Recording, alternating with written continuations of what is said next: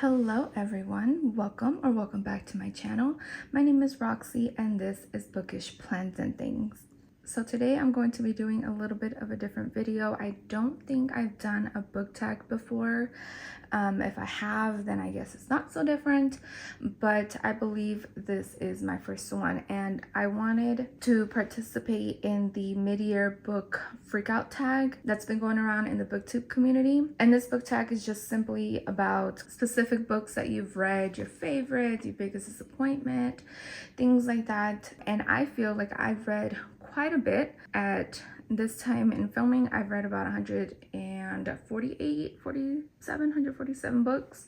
So I've done quite a bit of reading, and so I figured it was a good time to share what I've read and to answer the questions. So we're gonna go ahead and start off with the first question. Best book you've read in 2026. So the very first one, I think this was my first 5-star read, if I'm not mistaken. And I have to say that this one, Everyone Who Is Gone Is Here, The United States, Central America, and the Making of a Crisis by Jonathan Blitzer, is definitely one of my favorites of the year.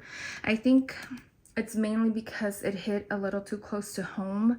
My dad, well, my family, both my parents are from El Salvador, and this goes into depth about, the Civil War in the late 70s, early 80s. My dad kind of was a part of that. Like, he doesn't really like to talk too much about that part of his childhood. He was about 17 when he finally, well, not him, my grandmother, his mom, made him come out to the United States to get him away from the violence. But in the little that he spoke about that time, his teenage years when this was going on, very violent, very hostile way to grow up. And so I feel like this kind of goes deeper into that and goes into the history of how it started, kind of who was involved and what's transpired since then. And I cried, and it was a whole thing. So this one for sure is definitely one of my favorites of the year. And then the second one, I do have to mention, I did not give it a 5-star. I really enjoyed it. It was Mayfly by CJ Lead. I don't know what it was, because I did find the character annoying as much as I love her. I did. I thought she was, a little annoying, a little too immature, or maybe naive. I don't know. I definitely got Wednesday vibes from her. I did read the reviews after, and a lot of people gave Fly kind of rubbed people the wrong way, but I loved her. Again, I don't know if it's just the mindset I was in or the mood, but it definitely brought a smile to my face at the end. I finished it in one sitting. I really enjoyed it. I love this one. The second question is best sequel you've read so far in 2026. And I don't read a lot of series. No particular reason. I don't tend to gravitate towards those. But I did read a couple of the Amazon original stories. I don't know if those would be considered sequels. I read one in February. There's like a Love Valentine collection, and then I just read one in June, which is a summer romance collection. But looking back at what I read, I think the most recent ones that I read could apply to this, but it is the Strange series. I don't know what they would be called, Strange series, I don't know, but by Uketsu.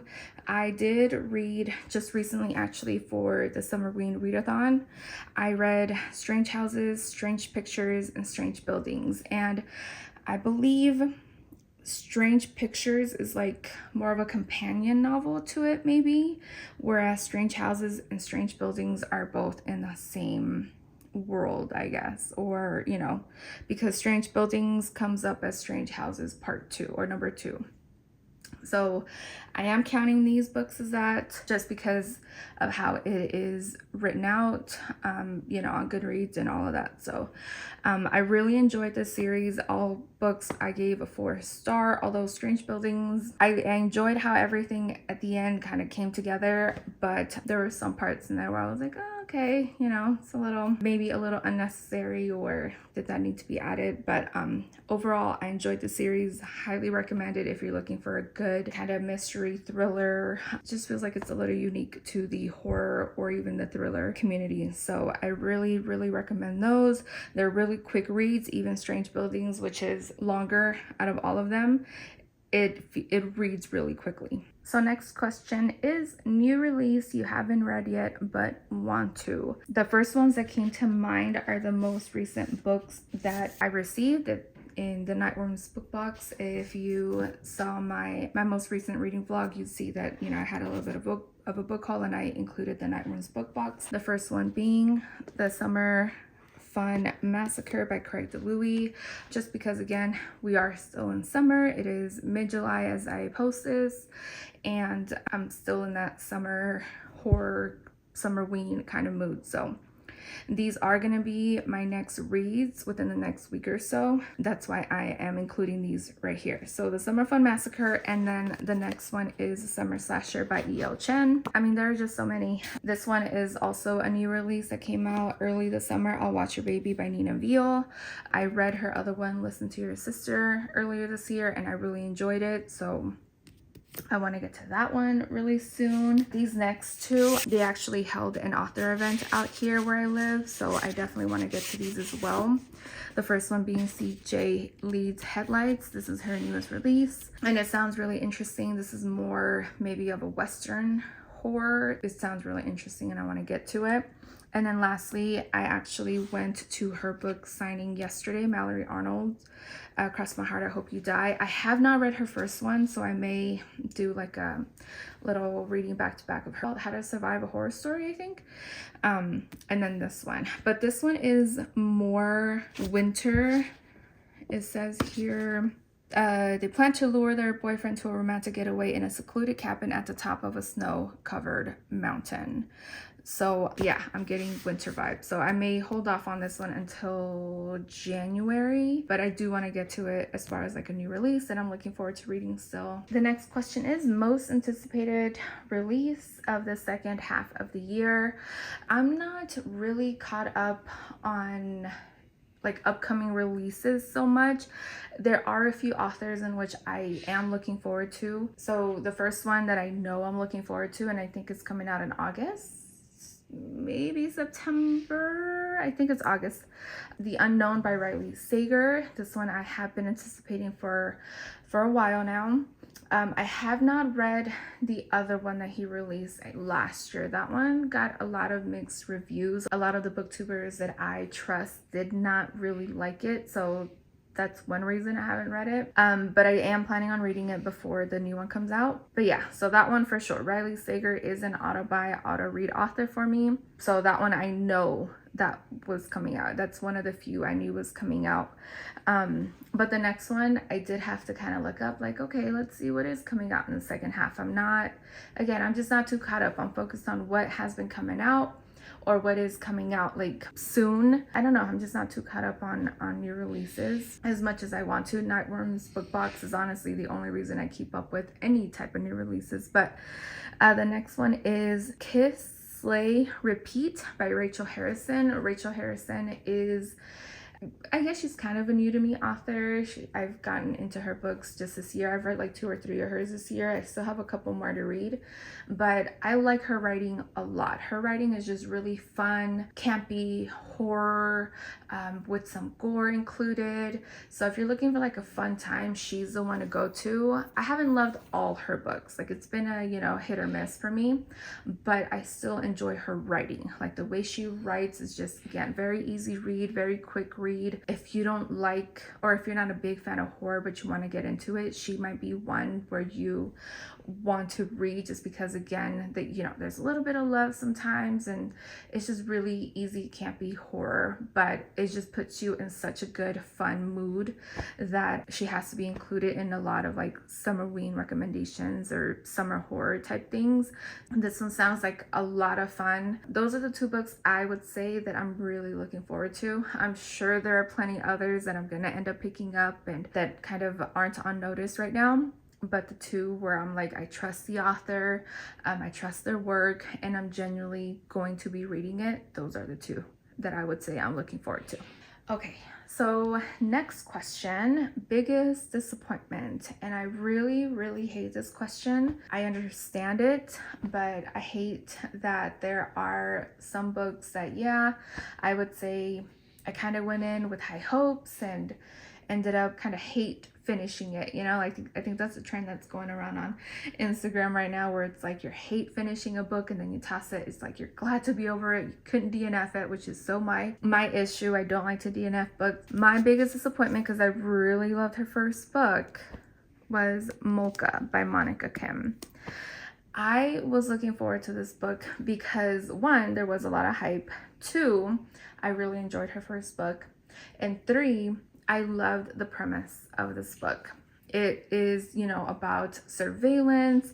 She even starts off the book with how in South Korea it is an issue with men recording women. Although, you know, a lot of the issues I've read are American related, where men are going under stalls and, you know, recording, and not even in bathroom stalls, out in public. They're using, like, they're trying to be sneaky with the camera and going under women's skirts and dresses and, you know, things like that. So I thought it was going to be very much about that, but I don't know. I didn't get that in the second half. Like, it started off really promising, like, okay, it's going to be more of a thriller kind of thing, where it's like, okay, we're going to figure out what this woman's going to do. But it ended up being more revenge type thing, and I don't know, like, I just did not like the way it was executed. I did not enjoy the way it ended. And don't get me wrong, I completely agree with the revenge. I completely am on board with the female rage. I am 100% supportive of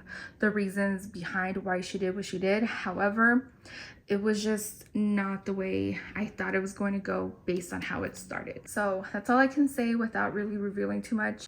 Yeah, biggest disappointment. I still will be reading her books, and, you know, hopefully the next book will redeem, you know, the author for me, but this one just missed the mark. Again, love the premise.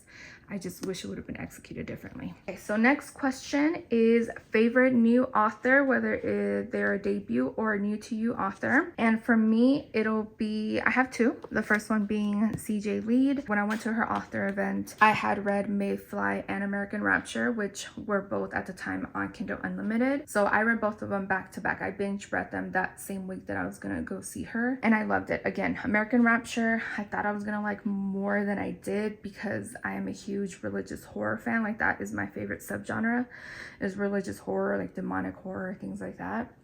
But I ended up loving this one more than American Rapture. She's definitely one. And then the other author I think I would add to the list is Ryan LaSala.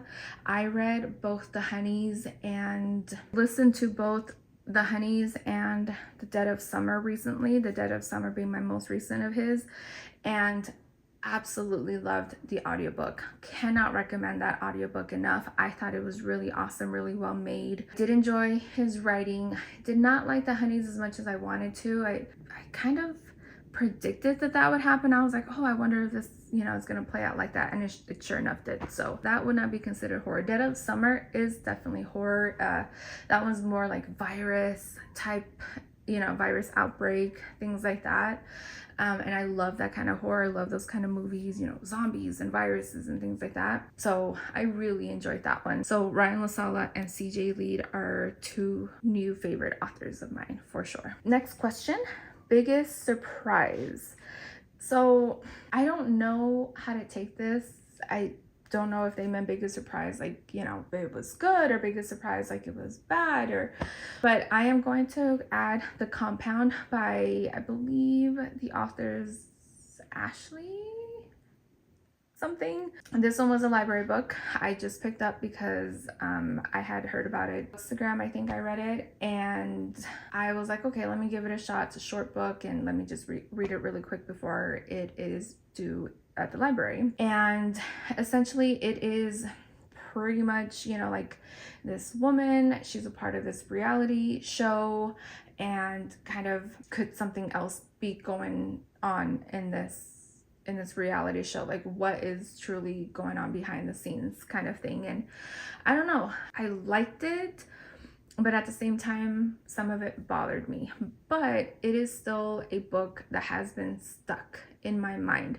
So that's why I'm adding this to the biggest surprise, because it is a book that I am constantly thinking about. And it could be because of the whole Love Island reality show. I don't watch it. I've never watched an episode or anything, but it just reminded me a lot of like the Truman Show and those kind of things where it's like a little dystopian, you're being watched. And so I liked it. I think because it stuck with me is what I am considering a big surprise. So the next question is newest fictional crush. Have not read a lot of romance books.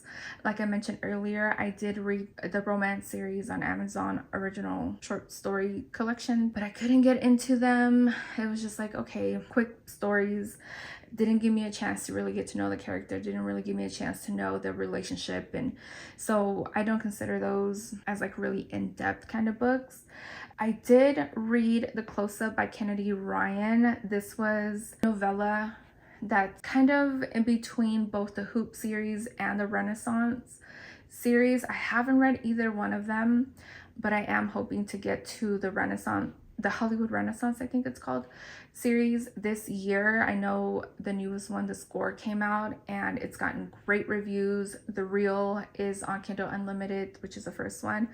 And then all of the Hoops books are on Kindle Unlimited. Those are all books that I want to get to later this year. But I will say that Nas, the main male character in The Close-Up, I thought he was really cool. I thought he was really sweet. I thought their story was really cute, you know, knowing each other since high school. You know, it's just really cute, really sweet. I love that story. That's one of my favorite tropes, is, you know, knowing each other from when you were young and kind of growing up together, or watching each other, you know, keeping tabs on each other. Very cute.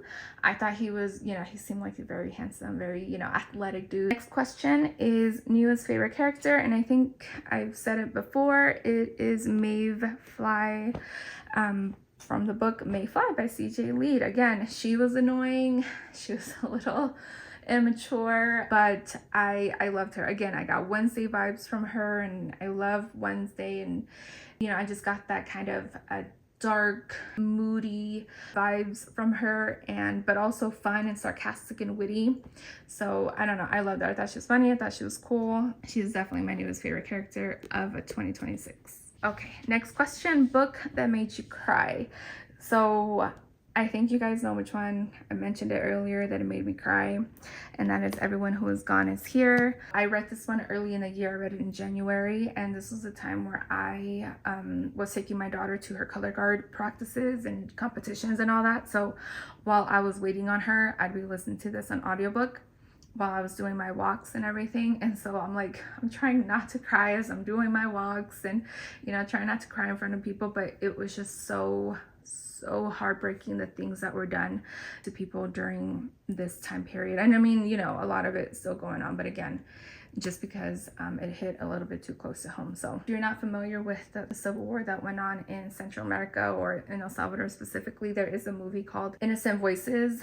I watched this in high school with my dad, and both my dad and I were just bawling. Like, we were out of our minds crying. We watched it in Spanish, but I think there is an English version, or dubbed, you know, English dubbed. If you're into that kind of history, or you just didn't know about it and you're curious, definitely check it out. I don't know where to find it. Again, any information I find out about that I will leave below in case you are interested. Next question, a book that made you happy. Back on all of the books that I read this year, and they've all made me feel very different emotions. Either I cried, or it made me feel empowered at the end, or I came out with a lesson taught or a lesson learned. But as far as making me happy, not a lot of books did. Even the few romance books that I read didn't necessarily make me feel happy. It was more just like, okay, that was cute, cool, let's move on.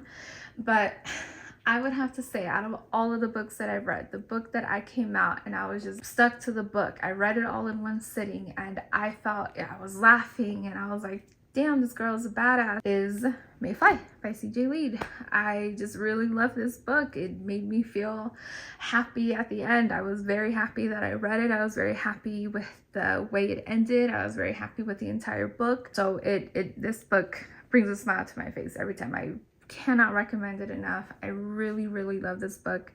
I don't know, and I may end up changing my 4-star to a 5-star just because of how much I've talked about it, and it's kind of reminding me of you know, it is pretty recent, so that's why I'm still feeling, you know, very the feelings are still very strong. I just really enjoyed it. It was a good time. It was such a fun time. So Mayfly by CJ Lead definitely made me happy. So next question is most beautiful book you've bought so far in 2026 or received. There are a few. So the first one is On Sundays She Picked Flowers. Love this cover. I thought it was one of the most beautiful covers, really gorgeous. A Japanese Gothic by Kylie Lee Baker. I really loved the cover. I think that's one of the reasons that made me read it, but love it. As I was looking through my bookshelves, I remembered that I got like a specially made for this particular book box. I only got it one time. It was like a birthday gift from Twisted Retreat, I think it was from. And I got this book, Hinterland. The Old Gods Are Watching. Not familiar with this book at all, but this entire book is gorgeous. And I think I showed it too during a book haul for my birthday earlier this year. So if you haven't watched it, definitely go back. My birthday's in February. I believe it was a reading vlog or a birthday haul or something like that. So, but yeah, it should be back in February if you haven't watched it yet. And if you're curious what else I got in the book box. But this is the hardcover version. And I mean, look at that. So, look at that.